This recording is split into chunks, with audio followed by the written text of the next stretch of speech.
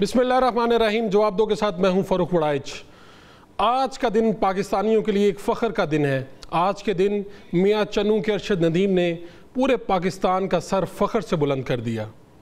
ना सिर्फ 118 साल तारीख़ बदल दी, बल्कि पाकिस्तान के लिए 4 दहाइयों बाद, 40 साल बाद पाकिस्तान के नाम गोल्ड मेडल कर दिया। ये तारीख़ बनाने वाला अरशद नदीम कौन है? और सबसे पहले तो मैं आपको लेके चलता हूँ कि अरशद नदीम के घर पे जब हमारे रिपोर्टर गए तो वहाँ पर क्या मनाजिर थे। नदीम के घर मियाँ चन्नू में इस वक्त ईद का सा समा है। लोग जो है जोक दर जोक यहाँ पर आ रहे हैं और आकर जो है यहाँ पर ना सिर्फ मिठाइयाँ तकसीम की जा रही हैं बल्कि जो है खुशियाँ मनाई जा रही हैं, मुबारकबाद का सिलसिला। यहाँ पर ये तमाम जो उनके अहबाब है यहाँ पर बैठे हैं, इनके दोस्त बैठे हैं, इनके भाई बैठे हैं। मैं सबसे पहले बात करूँगा शाहिद साहब से। अरशद नदीम के भाई हैं, आप मुझे खुद भी बताइए कि आपका कितना नंबर है? आपसे बड़े भाई हैं या आपसे छोटे भाई हैं? अस्सलाम वालेकुम जी, मेरा नाम मोहम्मद शाहिद अजीम है। हम 6 भाई हैं। अरशद का अल्हम्दुलिल्लाह चौथा नंबर है। कैसा फील हो रहा है? वर्ल्ड रिकॉर्ड बन गया, इस तारीख में नाम आ गया मियाँ चन्नू। जी अल्हम्दुलिल्लाह, मैं अल्लाह ताला का शुक्रगुजार हूँ पूरे पाकिस्तान का, जिन्होंने अरशद भाई के लिए दुआ की और अरशद ने एक बिग थ्रो करके ना कि हमारा बल्कि पूरे मुल्क का नाम रोशन किया। हमें अपने भाई पे फ़ख्र है। अल्हम्दुलिल्लाह सब रिश्तेदार गाँव वाले आ रहे हैं। आपको पता है रात को हम इतने खुश थे, सोए नहीं है। आपने अरशद नदीम के घर पे मनाजिर देखे। आज का दिन जो है वो पाकिस्तान के नाम है और आज के दिन के ऊपर हम अरशद नदीम के हवाले से बात करेंगे, उनके साबिक कोच से बात करेंगे। हमारे नुमाइंदे वहाँ पर मौजूद हैं, चौधरी मोहम्मद अशरफ, उनसे भी रब्ता करने की कोशिश करेंगे। चेयरमैन वज़ीर-ए-आज़म यूथ प्रोग्राम राना मशहूद भी आज के हमारे प्रोग्राम का हिस्सा होंगे। फ़िल वक्त हमारे साथ यासिर पीरज़ादा मौजूद हैं, आप DG हैं पाकिस्तान स्पोर्ट्स बोर्ड के। अरशद नदीम के हवाले से आज उनकी जो नामसाइद हालात में वो आगे बढ़े, किस तरह से उन्होंने इन हालात में पाकिस्तानियों को जो इंतज़ार था, कई सालों से वो देख रहे थे कि ओलंपिक्स में गोल्ड मेडल हमारा हिस्सा बनेगा, हम कभी गोल्ड मेडल हासिल कर सकेंगे। अरशद नदीम ने वो कर दिखाया। ना सिर्फ वो कर दिखाया बल्कि अपनी थ्रो के ज़रिए 92.97 मीटर के वो जो जेवलिन थ्रो की उन्होंने, तो एक नया ओलंपिक रिकॉर्ड बना और पूरे पाकिस्तान ने नहीं बल्कि पूरी दुनिया ने वो देखा। सिर्फ यही बात नहीं रहती, बात यहाँ से आगे बढ़ती है। सरहद पार जो उनके मद्दे मुकाबिल नीरज चोपड़ा थे, उनकी वालदा से जब पूछा जाता है कि आपको कैसा लग रहा है कि गोल्ड मेडल आपके बेटा नहीं हासिल कर सके, उन्होंने कहा ये हमारे घर ही आया है। ये सारे मनाजिर आप देख रहे थे। हम प्रोग्राम में आज अरशद नदीम पे बात करेंगे और प्रोग्राम के आखिरी हिस्से में कोशिश करेंगे कि जमात इस्लामी का जो धरना चल रहा है, जो 14 रोज़ा धरना था, रात को इसका फिर इस इख्तिताम तक पहुंचा, लेकिन अभी जमात इस्लामी वाले पिंडी में जलसा कर रहे हैं और प्रोग्राम के आखिरी हिस्से में हम उनसे भी बात करेंगे। यार साहब, पहले तो आपको बहुत बहुत मुबारकबाद। तो ये मैं तो सारी रात मतलब देखता भी रहा और नींद भी नहीं एक्साइटमेंट से आई। तो आपने तो ये सारे मनाजिर देखे, लेकिन मैं पाकिस्तान के पूरे सोशल मीडिया पे एक ही चीज़ चल रही है कि इस बच्चे ने हुकूमत पाकिस्तान से भी किसी किस्म की कोई, हुकूमत पाकिस्तान ने कोई मदद नहीं की, कोई ट्रेनिंग नहीं हुई और इस बच्चे के पास तो नेज़ा लेने के पैसे नहीं थे। तो आप क्या देखते हैं, ये जो बात इस तरह से चल रही है, क्या हकीकत क्या है? क्या वाकई ऐसा था? सोशल मीडिया पे जो है ना ये इस किस्म की बगैर फैक्ट चेक किए तो ये बातें आ जाती हैं। ऐसी बात नहीं है, बिल्कुल लेने के पैसे की बात ही नहीं, उन्होंने अपनी पसंद का लिया। एक्चुअली में ना मैं ये चाहता कि इस मौके पे हम ये कहें कि जी मतलब हमने ये किया, हमने वो किया। नो, ये मौका नहीं ये करने का। लेकिन मैं इतना फैक्चुअली दुरुस्त जरूर करना चाहता हूँ कि ऐसी बातें गलत हैं जो ये सोशल मीडिया पे फैलाई जा रही है। बिल्कुल उनकी ट्रेनिंग यहाँ पर हुई और उनकी साउथ अफ्रीका में भी ट्रेनिंग हुई और वो जितने भी चैंपियंस ये जो मुकाबले हुए हैं बाहर बैरून मुल्क जितने भी हुए तो सब गवर्नमेंट ने भेजा उनको। तो ऐसी कोई बात नहीं है, बल्कि कोई जेवलिन के लिए उनको कोई कभी किसी उनकी अपनी तो कोई बात ऐसी रिकॉर्ड पर ही नहीं है तो आप कहें कि जी ये मैंने कहा था और मुझे नहीं मिला। लेकिन मैं फिर रिपीट करूंगा कि ये मौका नहीं है ये बातें करने का, ये मौका सेलिब्रेट करने का है। तो ये ऐसा मौका नहीं कि हम कहें कि जनाब हमने ये किया, हमने वो किया। तो उस बंदे की अपनी अनथक मेहनत और उसकी जो गॉड गिफ्टेड सलाहियत है ना, ये उसका नतीजा जरूर है। और एक मैं बात और कहूंगा कि उन्होंने एक मिथ भी खत्म किया है। वो मिथ ये थी कि पाकिस्तान में एक नॉर्मल आप सुनते हैं, एक्सक्यूज सुनते हैं कि जी जहाँ फैसिलिटीज नहीं है, यहाँ कोई पूछता नहीं है, इस वजह से हमारे जाते और ये नहीं होता। तो मैं हमेशा ये कहता हूँ कि जो बाकी जो हमारे से भी गरीब और गए गुजरे मुल्क हैं बेचारे, कुछ अफ्रीकन कंट्रीज के, वो भी तमगे जीत के ले आते हैं। जहाँ पे शेयर टैलेंट हो ना उसको कोई नहीं रोक सकता, जैसे कि अरशद नदीम में शेयर टैलेंट है, कोई नहीं रोक सकता उसको। तो हैविंग सेड दैट ये बात बिल्कुल गलत है कि जनाब किसी ने पूछा कि कैंप यहाँ लगते रहे, ट्रेनिंग उनकी होती रही है, उनके कोच उनको बेहतरीन ट्रेनिंग देते रहे हैं और एथलेटिक्स फेडरेशन जो है वो उनको पूरा सपोर्ट करती रही है, स्पोर्ट्स बोर्ड भी करता रहा है। तो ये सारी बातें जो है मैं जानबूझकर मैं आपको यानी कि फिगर नहीं दूंगा कि जी कितने पैसे खर्च हुए या किसने कितने दिए, वो अच्छा नहीं लगता इस मौके। लेकिन गवर्नमेंट ने पैसे खर्च किए ना, आप फिगर ना दें, लेकिन ये तो हुआ ना, इसका मतलब सोशल मीडिया पे ये जो बातें हैं ये सब तो ये झूठ फैलाया जा रहा है। फिर गलत है, इनकी इंजरी में भी खर्च हुए हैं, इनको वैसे कैश रिवॉर्ड भी मिले हैं और अब हम अलग भी मैं चल के मैं आपको न्यूज़ दे देता हूँ कि हमने प्रपोज भी करना है कि इनको प्राइम मिनिस्टर है वो 5 करोड़ रुपया इनको इस जीत के बाद भी दें इनको। जबरदस्त, माशाल्लाह। और इनके नाम हम जो है वो एक कोचिंग सेंटर या स्टेडियम भी करेंगे मियां चन्नू में या लाहौर में। ज़बरदस्त। तो ये बताइए कि इस वक्त कौन से पाकिस्तान को बार बार कहा जा रहा है, अब ये बातें आ रही हैं कि जी क्रिकेट के अलावा भी बाकी स्पोर्ट्स को भी थोड़ा सा वक्त दें, थोड़ी सी अहमियत दें, तो पाकिस्तान में कौन से इंटरनेशनल इवेंट आगे होने जा रहे हैं या क्या पाकिस्तान स्पोर्ट्स बोर्ड क्या सोच रहा है? और ख़ास तौर पे इतनी बड़ी कामयाबी के बाद अपने आप को खुद मनवा लिया है अरशद ने, तो इसके बाद आप लोग क्या सोच रहे हैं?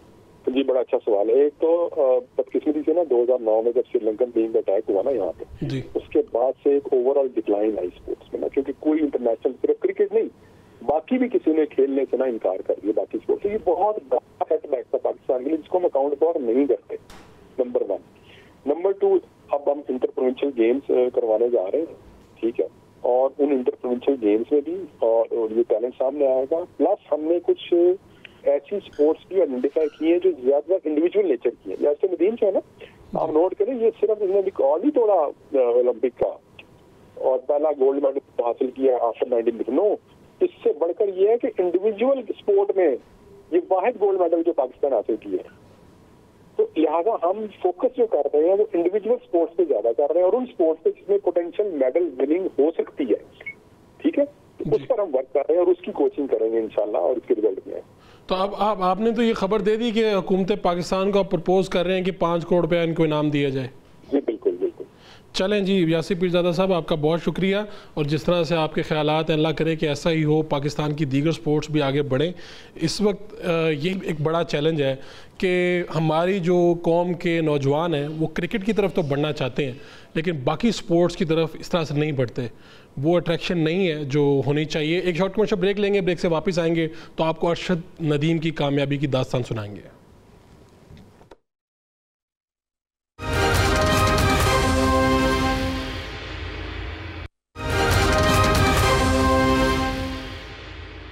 Welcome back. आज का जवाब दो अरशद नदीम के नाम, पाकिस्तान के फ़ख्र के नाम।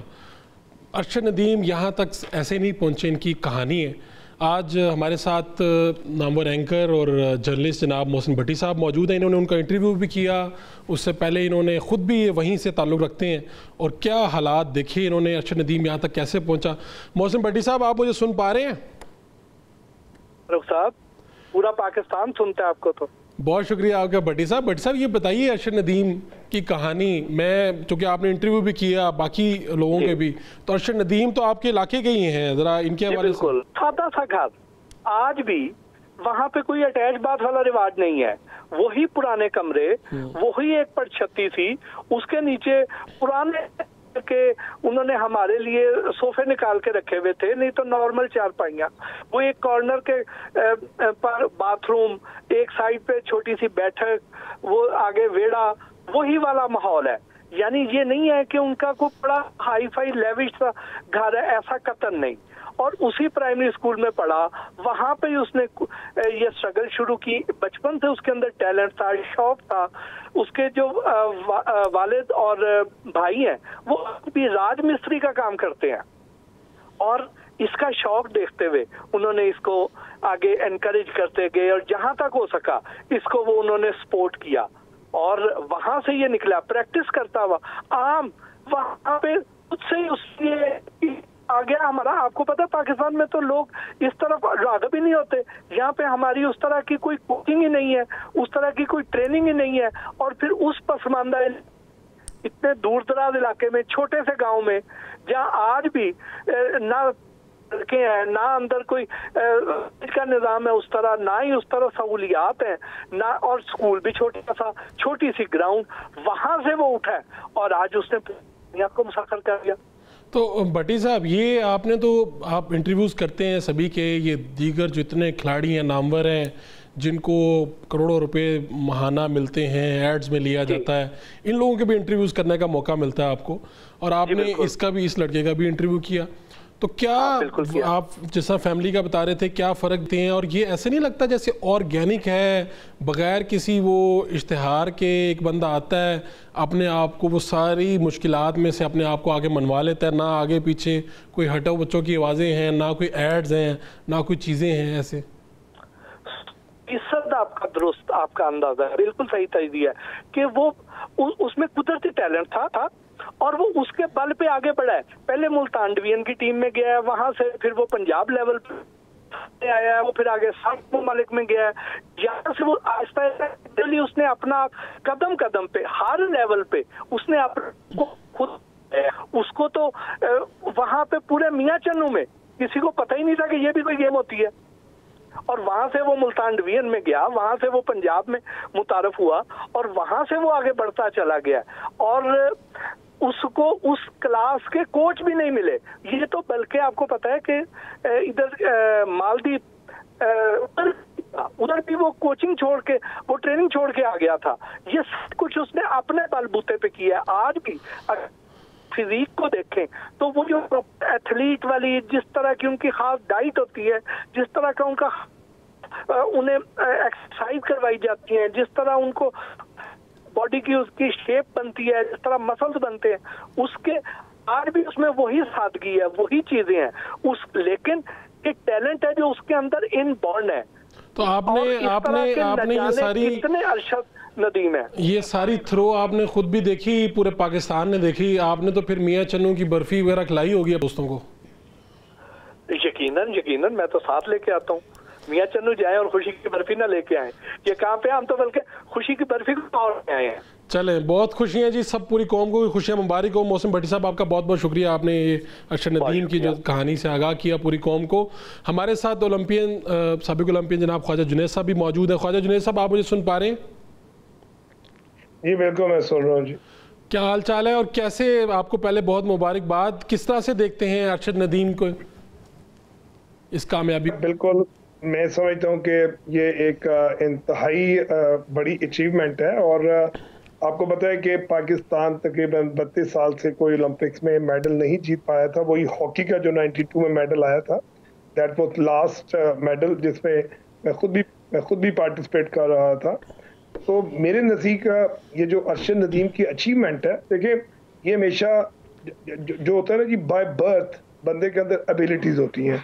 आज देखें, अगर आप मैं भी गुफ्तगू सुन रहा था, तो मेरे नज़दीक जितने भी स्टार्स होते हैं इन द वर्ल्ड, वो लोग जो हैं उनकी जो लाइफ स्टाइल है वो कमोबेश इसी तरह के ही होते हैं। और डेफिनेटली क्योंकि हम थर्ड वर्ल्ड में कंसिडर होते हैं, हमारे यहाँ कोई हाई परफॉर्मेंस सेंटर्स नहीं है, हमारे पास कोई टैलेंट आइडेंटिफिकेशन के कोई सिस्टम्स नहीं है, तो इन्हीं के ऊपर वर्क करना इस वक्त गवर्नमेंट की तरजीहात में शामिल है कि जो हमारा टैलेंट दूर दराज के इलाकों में, जिनके पास अपॉर्चुनिटी नहीं है, अवेयरनेस नहीं है, उनको इकट्ठा किया जाए। और इसके लिए अरशद नदीम ने अपना लोहा मनवा के पाकिस्तान के परचम को बुलंद करके ये पूरे नौजवानों को मैसेज दिया है कि अगर आप फोकस है, अगर आप हार्ड वर्किंग है, अगर आपके अंदर डिसिप्लिन है, तो आप दुनिया के किसी भी मुकाम को अचीव कर सकते हैं। तो ख्वाजा साहब, आपने खुद भी ये, आप जब वहाँ पर मौजूद थे, खुद कामयाबी हासिल की, अब तो कितनी साल गुजर गए इस बात को, आपके भी एक जज्बात एहसासात होंगे, तो आप क्या समझते हैं कि ये जो हुआ इतने सालों बाद, अरशद ने अकेले ने कर दिखाया, क्या देखते हैं उस वक्त, क्या एहसासात होते हैं वर्ल्ड चैंपियन के? देखिए, मैं समझता हूँ कि जैसे अरशद की कार, अगर आप बॉडी लैंग्वेज देखें, उसका कॉन्फिडेंस देखें, उसका फोकस देखें, that was different among all the participants. तो ये अल्हम्दुलिल्लाह अल्लाह की तरफ से गॉड गिफ्टेड चीज़ें होती हैं। जब आप मेहनती हो, हार्ड वर्किंग हो, डिसिप्लिन हो, तो अल्लाह की रजा भी शामिल आती है। और no doubt not only the gold medal, आपने 118 साल का रिकॉर्ड भी ब्रेक किया है। और पाकिस्तान की, मैं समझता हूँ कि स्पोर्ट्स की जो एक पूरी दुनिया के अंदर क्योंकि हमेशा स्पोर्टिंग कंट्री समझा जाता है, उसको दोबारा उजागर किया। और वर्ल्ड में कल अगर आप देखें तो हर तरफ पाकिस्तान पाकिस्तान था। और ये मैं समझता हूँ वो चीज़ें हैं, जैसे मैं यहाँ जरूर एक शेर पेश करना चाहूँगा। लामा साहब ने कहा, खुद ही को कर बुलंद इतना कि हर तकदीर से पहले खुदा खुद बंदे से पूछे, बता तेरी रजा क्या है। तो हमें, हमारी जो नौजवान नस्ल है, उनको ये नहीं देखना चाहिए कि जी मुझे स्पोर्ट नहीं है या मेरी ये प्रॉब्लम है। अगर उनके अंदर टैलेंट है, आइडेंटिफाई है, उनको मेहनत करनी चाहिए।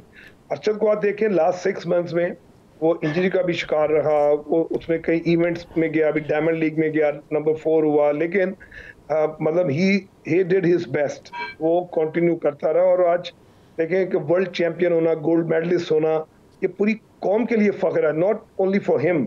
ये मेडल पाकिस्तान ने जीता है। और ये वही बता सकता है जिसने ये लम्हात देखे हो कि जब ये मेडल जीते जाते हैं तो कौमें बनती हैं, जब ये मेडल जीते जाते हैं तो सोसाइटीज डेवलप होती हैं। आप यकीन करें कि इस मेडल की बिना पे हमारी जितनी नौजवान नस्ल है उनको फोकस होना चाहिए कि कोई चीज़ मुश्किल नहीं है, कोई चीज़ नामुमकिन नहीं है।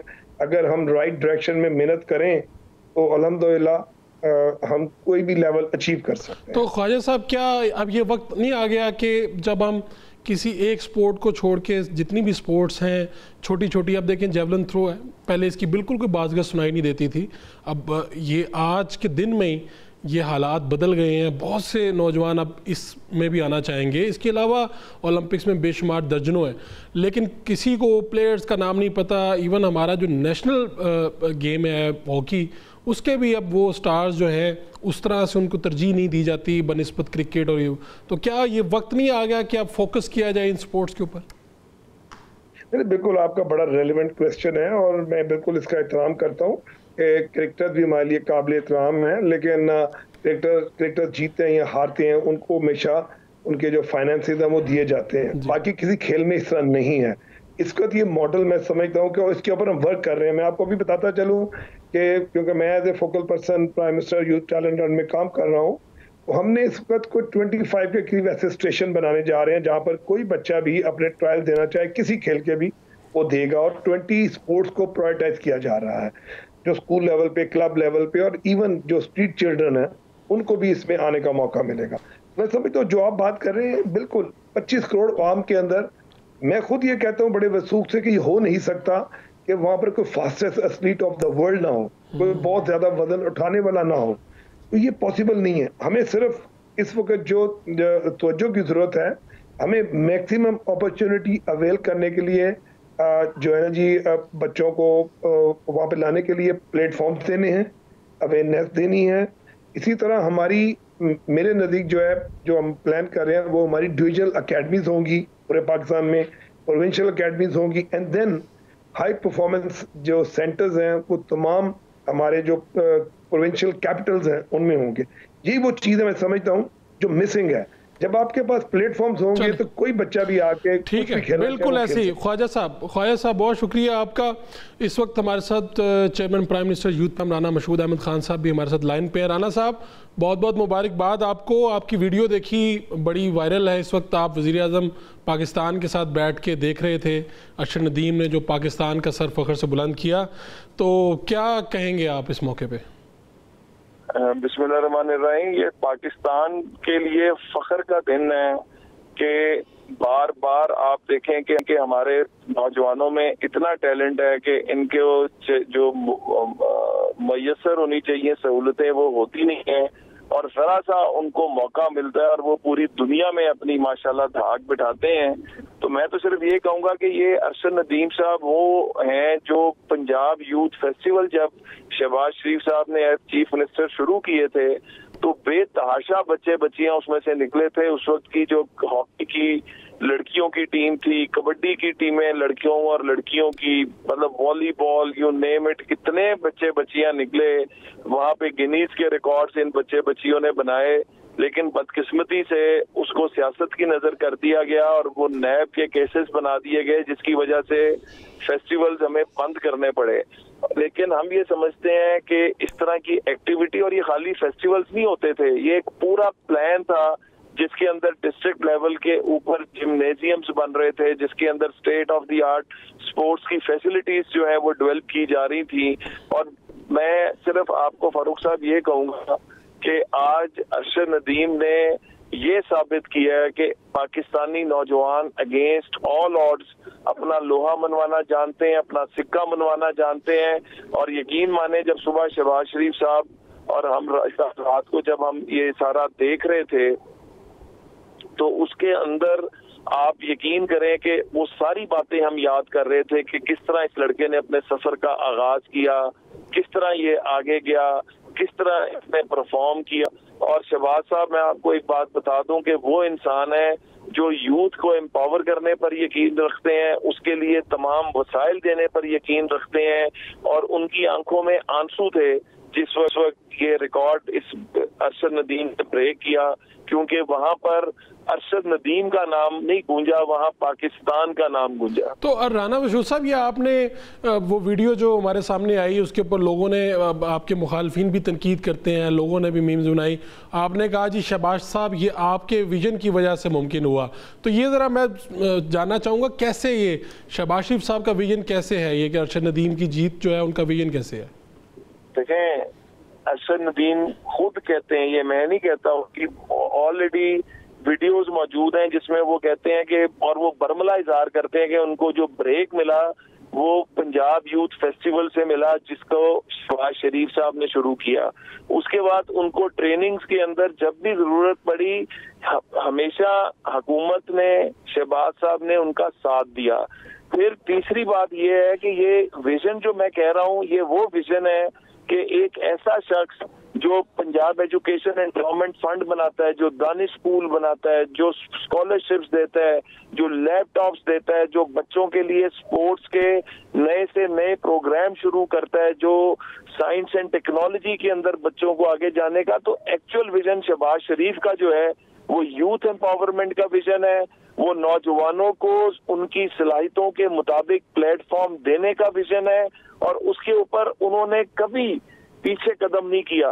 मैंने उनको बच्चों की तालीम के लिए लोगों के साथ नाराज होते देखा है, मैंने उनको बच्चों के मुस्तकबिल के लिए रोते हुए देखा है। यकीन माने ये मैं कोई सियासी बात नहीं कर रहा, मैंने मतलब उनको बहुत करीब से देखा है। उन जैसा इंसान दोस्त नौजवानों को प्लेटफॉर्म मुहैया करने वाला शख्स मैंने अपनी जिंदगी में नहीं देखा। तो क्या अब अरशद नदीम ने तो कर दिखाया, यानी 40 साल बाद पाकिस्तान को ये खुशी मिलती है। आप इस वक्त गवर्नमेंट में हैं, आप chairman youth prime minister program है, तो क्या आप प्रपोज कर रहे हैं, गवर्नमेंट क्या करने जा रही है, फर्दर स्टेप क्या लेगी, क्या इनामात हैं, क्या इस्तकबाल है, क्या इस तरह से तैयारियां क्या हैं? देखें, इन अरशद साहब को जब कोई नहीं पूछ रहा था ना, ये बेचारे स्पॉन्सर्स के लिए भाग रहे थे, सब कुछ कर रहे थे, तो अल्लाह के फजल से हमने उस वक्त भी इनकी हैंड होल्डिंग की। जब इनके वीजे नहीं लग रहे थे हमने वीजे लगवा के दिए। अब तो बहुत दुनिया आ रही है कि हम इतना देते हैं, इतना देते हैं, इतना देते हैं। असल बात है कि जिस वक्त इनका ये स्ट्रगल कर रहे थे उनके साथ कौन खड़ा था, तो हमें फख्र है कि हम इनके साथ खड़े थे। ये तो बातें आ रही कि उनके पास कोई नेज़ा लेने के भी पैसे नहीं थे, गाँव वालों ने मदद की, फलां हुआ, ऐसी बातें चल रही हैं सोशल मीडिया पे। वो नेज़े हमारे पास आए थे, वो हमने उनको लेकर दिए थे। ये रिकॉर्ड की बातें हैं और इसका मतलब ये उसका राइट था जो उसको मिलना चाहिए था, जो बहुत डिलेड मिला, लेकिन हमने जो कर सकते थे किया, प्राइम मिनिस्टर ने खुद किया। और दूसरी बात कि इस वक्त हमारा विजन जो है ना वो ये है फारूक साहब के हम प्राइम मिनिस्टर टैलेंट हंट के जरिए पूरे पाकिस्तान का जो टैलेंट है उसको तलाश करने निकल रहे हैं अनकरीब। और इसके अंदर जो टैलेंट निकल कर सामने आएगा उस टैलेंट को हम फिर अकेडमीज बना रहे हैं, state of the art academies. इस साल 10 अकेडमीज कंप्लीट हो जाएंगी। इस टैलेंट को ना सिर्फ हम ग्रूम करेंगे, इसको एक्सपोजर दिलाएंगे। इंशाल्लाह सैफ गेम से हम स्टार्ट कर रहे हैं अगले साल जो पाकिस्तान में होने जा रही हैं, और हम 23 मेन गेम्स जो स्पोर्ट्स हैं उनके ऊपर हम जो है फोकस कर रहे हैं। इंशाल्लाह पाकिस्तान के झंडे आपको हर खेल के मैदान में अनकरीब लहराते नजर आएंगे। तो इसका मतलब है कि अब आपने फोकस कर लिया है कि ये जो गेम्स थी जिनके ऊपर तवज्जो नहीं थी, नया टैलेंट इस तरह से सामने नहीं आ रहा था जिस तरह अरशद ने मनवाया अपने आप को जेवलिन थ्रो में, तो बहुत सी गेम्स हैं जो इस वक्त जिनके ऊपर तवज्जो नहीं है, शायद उस तरह से फोकस नहीं किया गया, पिछली गवर्नमेंट की तरफ से या मुसलसल, तो अब आप उन सारी गेम्स को मेन स्ट्रीम में लाने जा रहे हैं और लोग उस तरफ अब मुतवज्जो होंगे? देखिए, मैं आपको एक चीज बताऊं, हमारा फोकस तो 2008 में जब हम आए, हमने फौरी तौर पे पाकिस्तान की पहली यूथ पॉलिसी दी, उसके अंदर जहां पर एजुकेशन का फोकस था, जहां पे टेक्निकल एजुकेशन का फोकस था, वहां स्पोर्ट्स का भी फोकस था। स्पोर्ट्स पे काम शुरू किया, जिस तरह मैंने पहले कहा कि डिस्ट्रिक्ट लेवल के ऊपर हमने जिम्नेजियम्स एंड स्पोर्ट्स फैसिलिटीज बनानी शुरू की, हमने फेस्टिवल शुरू किए, लेकिन हमारे सफर को रोका गया। डिपार्टमेंटल स्पोर्ट्स तक बंद कर दी गई हमारी हुकूमत के जाने पे। तो हम रोना नहीं रोते हैं, हम तो ये कह रहे हैं कि हमने फिर आगाज किया, हमने फिर तमाम चीजों को शुरू किया। अल्लाह के फजल से हम इस पूरे सिस्टम को लेके चलेंगे। ये हमारी कमिटमेंट है पाकिस्तानी कौम से, पाकिस्तान के नौजवानों से। ये कमिटमेंट है prime minister of Pakistan Shahbaz Sharif की कि जिस तरह माजी में वो यूथ इनिशिएटिव्स को सपोर्ट करते रहे हैं, फिर करेंगे, और ताकि पाकिस्तानी नौजवानों का टैलेंट पूरी दुनिया के सामने आए। और आप नौजवानों से क्या कहना चाहेंगे? आपके पास जिम्मेदारी भी है। देखें, मैं तो बहुत क्लैरिटी के साथ अपने नौजवानों से कहता हूं कि वो नौजवान जिनको आपको याद होगा अल तहरीर स्क्वायर के जी फलाना स्क्वायर, फलानी जगह, शाम, इराक, लिबिया, मिस्र, आज इनके नौजवानों का क्या हाल है, आज उन स्टेट्स का क्या हाल है। तो हमें फोकस रखना है अपने मुस्तकबिल पे, हमें फोकस रखना है कि हमने लाइफ में अचीव क्या करना है। इंतहाई तहम्मुल, बुर्दबारी, मेहनत के साथ फोकस्ड होके आप मेहनत करें। हुकूमत की जिम्मेदारी है प्लेटफॉर्म देना, हम आपको प्लेटफॉर्म देंगे, हम आपको एक्सपोजर देंगे, हम आपकी मदद से पाकिस्तान को खुशहाल करेंगे। और ये 14 अगस्त जो है अज़्म इस्तेहकाम का दिन है, तजदीद अहद का दिन है, और हम इस पाकिस्तान को मुस्तहकम बनाने की जिद्दोजहद का 14 अगस्त से आगाज करेंगे। अब जाते जाते ये बताते जाइए कि गवर्नमेंट फिर क्या करने जा रही है, अरशद इनाम के लिए क्या इनामात प्रपोज कर रहे हैं, क्या होने जा रहा है?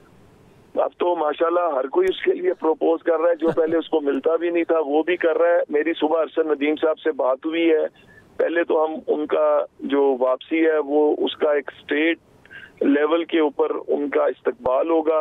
उसके अलावा प्राइम मिनिस्टर ने कुछ ऐलानात जो है वो उनका राइट है, बिल्कुल अरशद नदीम साहब ने जो कहा था वो भी होगा, और अरशद नदीम के साथ मिलके इसको हम पाकिस्तान में स्पोर्ट्स का एम्बेसडर बना के इनके साथ मिलके स्पोर्ट्स के कल्चर का रिवाइवल करने जा रहे हैं।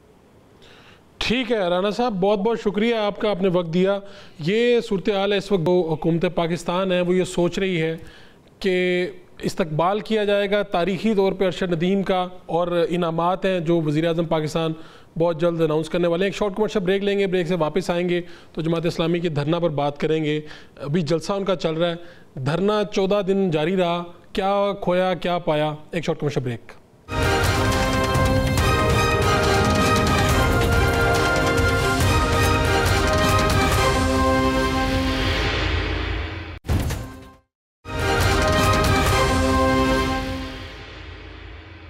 Welcome back.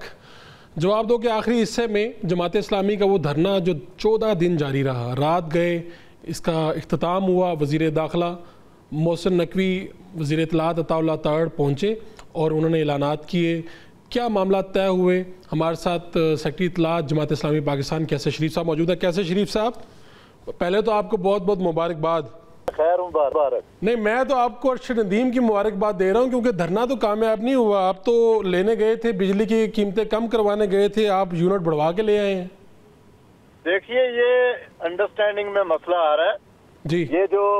ये जो कल इन्होंने कीमतों में इजाफा किया है एडजस्टमेंट की मद में, अगर आप प्रीवियस महीनों में देखें तो इससे ज्यादा करते रहे हैं। इसमें भी अमली तौर पर कमी आई है, लेकिन हम इसको दुरुस्त नहीं समझते। हमने कल भी उनसे बात की है और बिल्कुल सबके सामने बात की है और वाज़ेह बात की है कि मोहसिन नकवी साहब तशरीफ लाए थे, अताउल्लाह तारड़ साहब थे, इसी तरह फाज शहबाज साहब थे, बाकी भी उनकी बहुत सारे लोग उसमें शामिल थे। तो जमात इस्लामी ने अल्हम्दुलिल्लाह ये पहली दफा हुआ है कि अवामी मुतालबात पर हुकूमत से तहरीरी ज़मानत ली हो और वज़रा ने दस्तखत किए हों और पूरी कौम और मीडिया के सामने उनका इकरार किया हो। देखें फारूक साहब, जो चीजें हमारी मेन 3 बड़ी चीजें जो हैं वो अल्हम्दुलिल्लाह हुई हैं। एक तो तनख्वाहदार तबके पर जो टैक्स था वो जो पिछले माली साल में था इंशाल्लाह उसमें जाएगा, जो इजाफा किया गया था उसको वापस लिया जाएगा और आप देखेंगे कि तनख्वाहदार तबके को एक बड़ा रिलीफ जो है वो मिलेगा।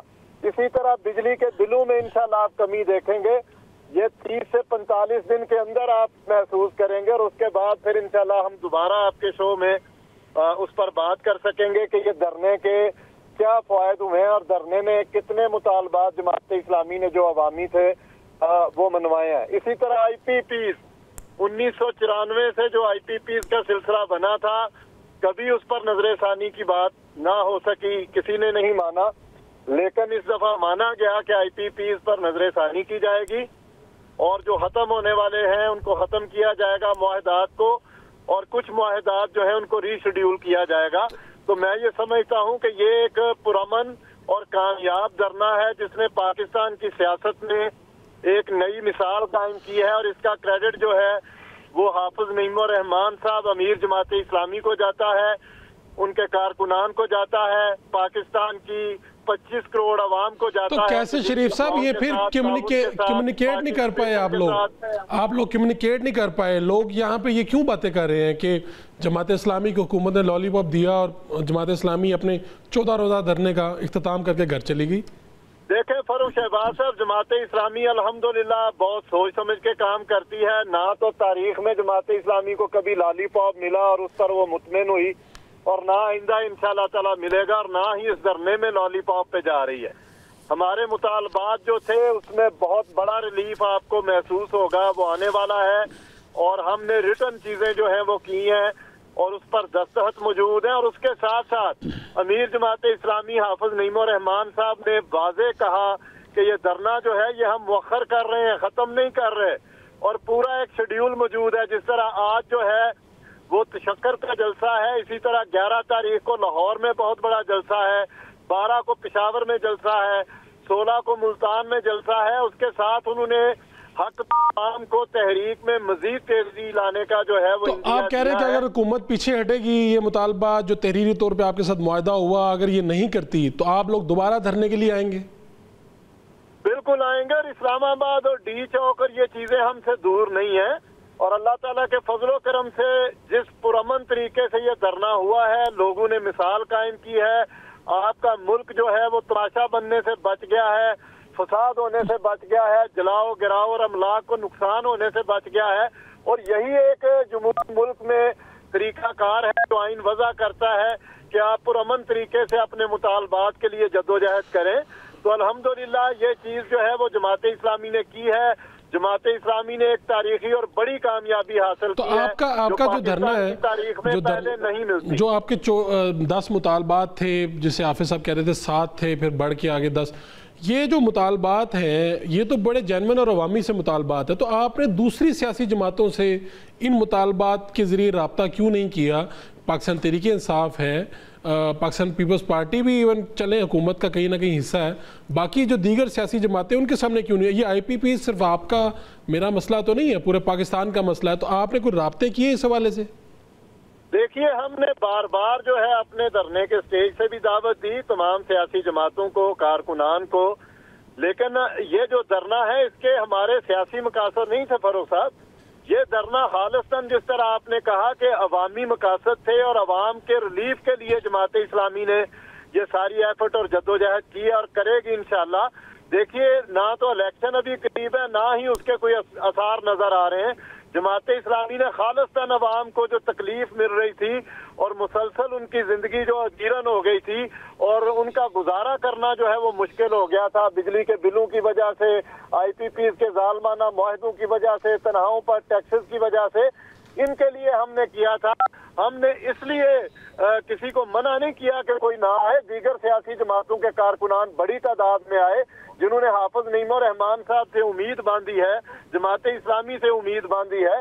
हमने उनको वेलकम किया और आइंदा भी हमारी जो तहरीक है हक दो अवाम को वो चल रही है और उसमें हम तमाम सियासी जमातों के कारकुनान को वेलकम कहेंगे और खालिस्तान ये तहरीक जो है ये अवाम को हक दिलाने के लिए है और ये इंशाल्लाह और ज्यादा पुरजोश तरीके से जारी रहेगी और हम आगे बढ़ेंगे। ठीक है, बहुत शुक्रिया आपका कैसर शरीफ साहब। जमात इस्लामी का 14 रोज़ा बाद धरना ख़त्म हुआ, जलसा चल रहा है, योम तशक्कुर के तौर पे इसे मना रहे हैं और वो कह रहे हैं कि हमें कामयाबी हासिल हुई। अगर ये मुतालबात से पीछे हुकूमत हटती है तो हम दोबारा आएंगे, इस्लामाबाद भी आएंगे, डी चौक भी आएंगे और अपने मुतालबात मनवा कर जाएंगे। ये मामला हैं, शायद आवाम को इससे रिलीफ मिले और पहली मरतबा शायद अवामी मुतालबात पर इस तरह से बात भी हुई, लोगों तक कम्युनिकेशन भी हुई, लोगों को समझने का मौका भी मिला कि IPPs और बाकी जो मुतालबात हैं ये क्या थे। प्रोग्राम का वक्त ख़त्म होता है जी। अपने मेज़बान फ़ारूक उड़ाइश को इजाज़त दीजिए। अल्लाह ने के बाद।